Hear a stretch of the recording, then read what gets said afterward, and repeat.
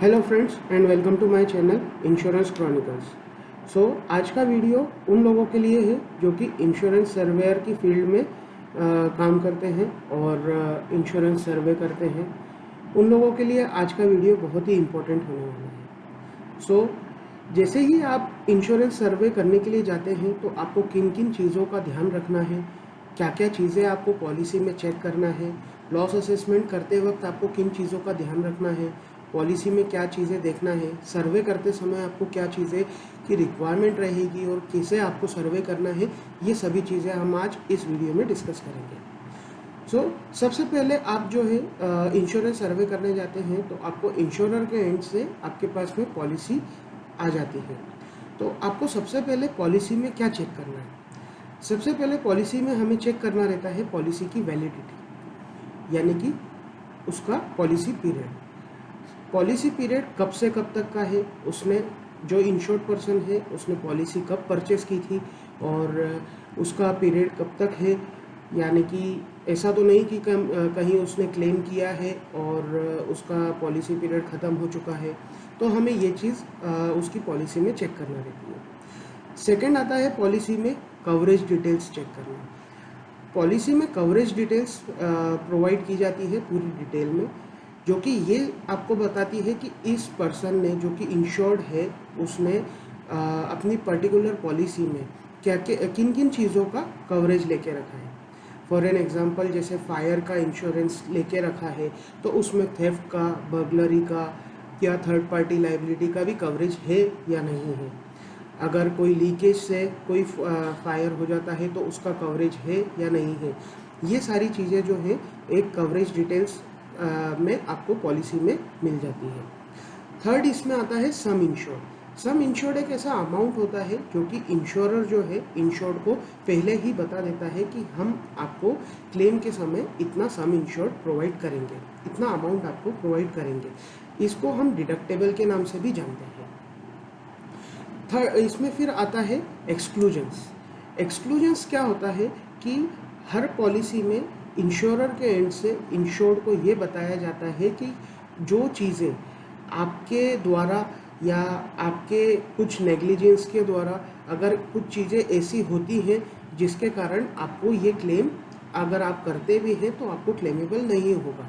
For an example, जैसे किसी person ने अगर फायर इंश्योरेंस अगर लेके रखा है और उसमें उसकी शॉप में या उसकी फैक्ट्री में कहीं पर फायर हो जाती है या आग लग जाती है, तो उसका जब सर्वे करने के लिए आप जाते हैं तब आपको ये पता चलता है कि सर्वे के दौरान कि जो आग लगी है वो किसी शॉर्ट सर्किट के कारण नहीं, वो किसी पर्सन के स्मोकिंग के कारण या नेग्लिजेंस के कारण, या जैसे किसी की अगर एमबीडी की पॉलिसी है, मशीनरी ब्रेकडाउन की पॉलिसी है, तो उसमें मेंटेनेंस अगर उसने नहीं कराया है प्रॉपर टाइम टू टाइम, उसके कारण अगर कुछ लॉस हुआ है और इंश्योर्ड जो है वो क्लेम कर रहा है कि मेरा इतना लॉस हो गया है, the insurance company is liable to pay for this loss, तो इंश्योरेंस कंपनी जो है आपको एक्सक्लूजन्स बताती है। एज एन सर्वेयर आपको एक्सक्लूजन उस समय पर देखना है, चेक करना है कि आग जो लगी है या जो भी लॉस किसी इंश्योर्ड पर्सन का हुआ है वो एक्सक्लूजन में तो नहीं आ रहा है। अगर एक्सक्लूजन में आ रहा है तो वो क्लेम जो है क्लेमेबल नहीं रहेगा। लास्ट इसमें हमको पॉलिसी में चेक करना रहता है एंडोर्समेंट या एड-ऑन्स। एंडोर्समेंट या और एड-ऑन्स ऐसी चीज़ होती है जो कि आपको ये बताती है कि सामने वाले पर्सन ने इसमें कितना और चीज़, जैसे एक फायर इंश्योरेंस अगर किसी ने लेके रखा है या मरीन इंश्योरेंस किसी ने अगर लेके रखा है तो उसमें उसने किस किस चीज़ों का एड ऑन और किया है। लाइक जैसे मेरी आज फैक्ट्री है और मैंने मरीन इंश्योरेंस लेके रखा है। मरीन इंश्योरेंस मेरा इनलैंड ट्रांजिट के लिए ही है। अब उसमें मैंने जर्क एंड जोल्ट के लिए भी मैंने जो है एड ऑन लेके रखा है। और अगर मैं कहूँ उसमें कि मेरा अगर जैसे ड्यू टू ट्रांजिट अगर कुछ थेफ्ट या कुछ बर्गलरी हो जाती है तो मेरा कवरेज उसमें भी होना चाहिए, तो मैंने इसके लिए एक स्पेसिफिकली मैंने एक एड ऑन लेके रखा है। ये आपको पॉलिसी में एक पर्टिकुलर एंडोर्समेंट के नाम से मिलता है और इस एंडोर्समेंट के जो है अलग अलग पर्टिकुलर नंबर्स होते हैं जो कि आपकी मेन पॉलिसी में मेंशन होते हैं। तो ये हुई बात पॉलिसी चेक करने की सर्वे पर जाने से पहले, और सर्वे के दौरान हमको चेक करना रहता है ताकि हम ये आइडेंटिफाई कर सकें कि जो इंश्योर्ड पर्सन जिस लॉस का क्लेम कर रहा है वो क्लेमेबल है या नहीं है। ठीक है, जब हम सर्वे के लिए जाते हैं, किसी साइट विजिट के लिए जाते हैं, तब हमको उसका प्रॉपर कैसे क्या किन किन चीज़ों का ध्यान रखना चाहिए। तो सबसे पहले हम चेक करते हैं कि पर्टिकुलर जो इंश्योर्ड पर्सन है, जो लॉस वो क्लेम कर रहा है, वो लॉस में उसके इन्वॉइसेस प्रॉपर है या नहीं है, और जिस लॉस का वो क्लेम कर रहा है उसी पर्टिकुलर चीज़ का लॉस हुआ है या किसी और चीज़ का लॉस हुआ है। फॉर एन एग्जांपल, जैसे किसी पर्सन का फायर इंश्योरेंस था और उनके यहाँ पे फायर के कारण लॉस हुआ। अब उसकी पॉलिसी के अकॉर्डिंग उसमें स्टॉक्स का जो है वो कवरेज नहीं है, उसमें केवल कवरेज है प्लांट एंड मशीनरी का। अब फॉर एन एग्जांपल उसका जो है स्टॉक भी जो है पूरा डैमेज हो गया है फायर के कारण, तो उसको स्टॉक का क्लेम नहीं मिलेगा, उसको क्लेम केवल प्लांट एंड मशीनरी का मिलेगा as per the policy terms. तो हमको ये चीज़ें जो है चेक करना रहती है while we are doing survey. Second आता है फोटोग्राफ्स।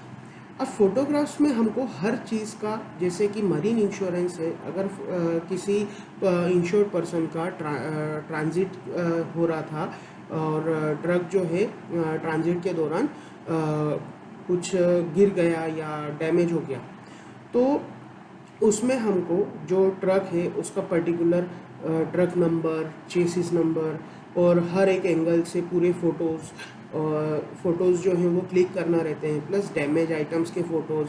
इसके साथ साथ हमको जो है ये भी चीज़ें चेक करना रहती है कि वो प्रॉपर किस टाइप का मटेरियल लेके जा रहा था, उसका इनवॉइस क्या है, इनवॉइस में क्वांटिटी कितनी लिखी हुई है, वैल्यू कितनी है इनवॉइस की, और एलआर कॉपी जो रहती है, एलआर कॉपी, जीआर कॉपी, ये सारी चीज़ें हमको जो है उसमें चेक करना रहती है।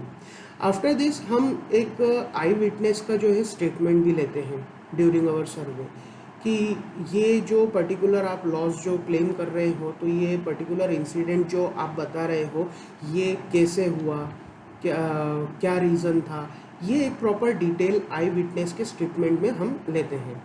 इसके बाद में हमारे पास हमको एक एफआईआर कॉपी भी लगती है। अगर फायर इंश्योरेंस है तो हमें फायर ब्रिगेड की कॉपी लगेगी।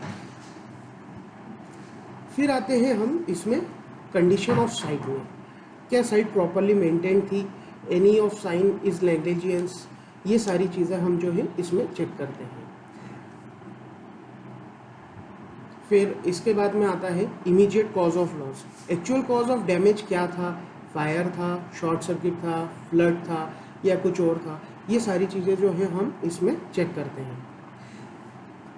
अब इसमें टिप्स मैं आपको देना चाहूँगा कि जब भी आप जैसे सर्वे कर रहे हैं तो उसमें डॉक्यूमेंट्स, पॉलिसी कॉपी और सारे जितने भी आपके स्टेटमेंट्स आप ले रहे हैं वो प्रॉपर एक फॉर्मेट में होना चाहिए।